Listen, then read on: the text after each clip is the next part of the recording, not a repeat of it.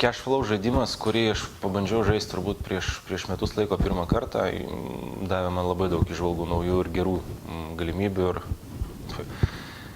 susitvarkymo su savim viduje ir kaip elgtis su finansais, nes žaidimas jis yra labai paprastas ir galimybė išmokti labai daug.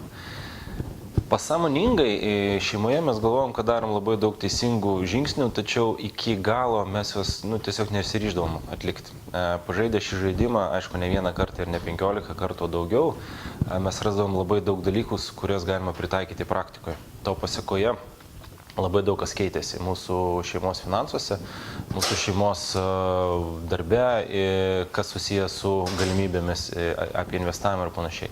Tai rekomenduoju jums, tuo pačiu laukiu rudens, kada viskas prasidės iš naujo ir vėl užsisuks ir bus daug naujų žmonių, kurie ateis ir bus jiems galimybė ištrūkti iš to jų esamo žiurkių rato. Iki pasimatymų.